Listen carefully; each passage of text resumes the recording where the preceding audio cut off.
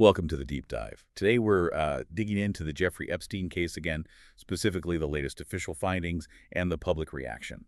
Our goal is to look at what the DOJ and FBI just released, see how it fits with other things happening, like with Ghislaine Maxwell and Prince Andrew, and then, well, try to understand why there's still so much skepticism out there. Exactly. It's this real clash, isn't it? You have the official push for closure, but that seems to maybe deepen the public's doubt, especially with powerful names potentially involved. This case just has all the elements, terrible crimes, real victims, high-profile people that make it a focal point for questions about justice and, accountability. So let's start with the official stance. The DOJ and FBI put out a new memo, and there was more video. Yeah, they released enhanced cell block footage from August 2019. They're saying it clearly supports the original finding that Epstein's death was suicide. And crucially, no funny business on the tapes. No one sneaking in. According to the report, no. It shows no unauthorized access to his cell block around that time.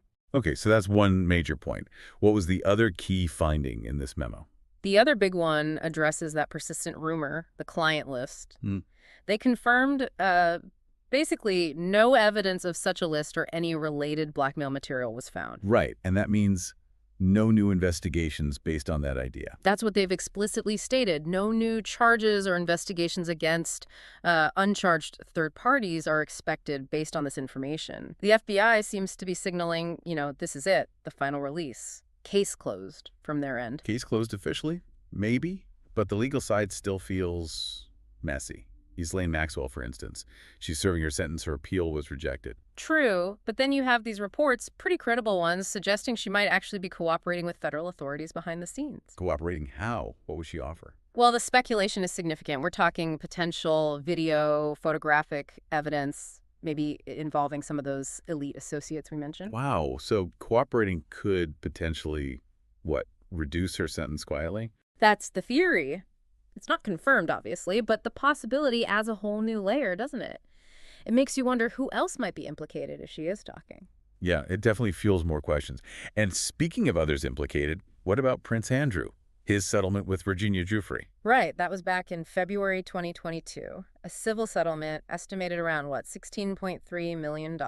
With reports that the Queen contributed a couple of £1 million towards it. Yes, and it's important to remember he maintained his innocence throughout, faced no criminal charges, but, legally speaking, that settlement doesn't shield him from any future criminal liability should something arise. And this lack of transparency, or perceived lack, is still an issue, right? Like with the Senate Democrats. Absolutely, they're still pushing. Yeah. They heavily criticized former AG Pam Bondi for that selective release of the Epstein Files. Phase 1 binder, mainly to conservative influencers. And it didn't really name anyone new from the elite circles? No. So the Democrats are still demanding a full release under FOIA. It shows a clear dissatisfaction with how information has been handled. Which perfectly tees up the public reaction, this widespread skepticism. It's palpable, especially, from conspiracy circles or more right-leaning voices. It is.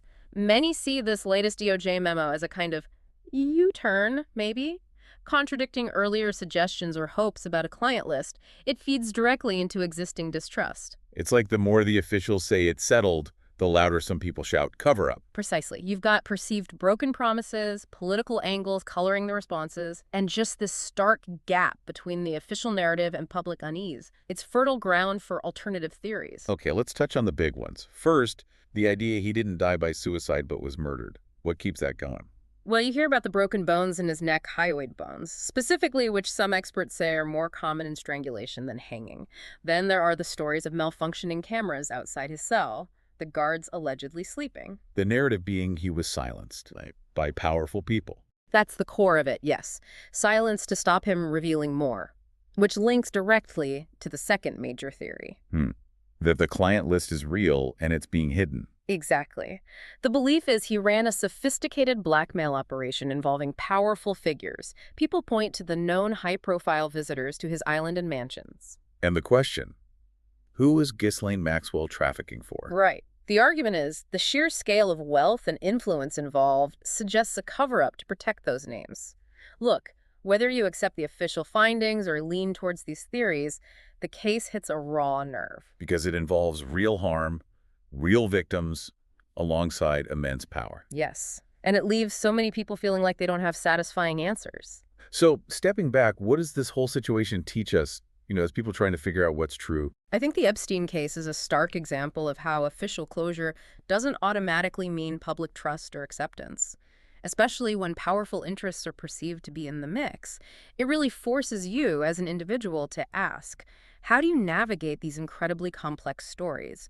How do you decide what to believe when information is overwhelming, skepticism is high, and the official narrative itself seems to fuel more questions for some? That's a really important question to leave our listeners with. Thank you for joining us for this deep dive.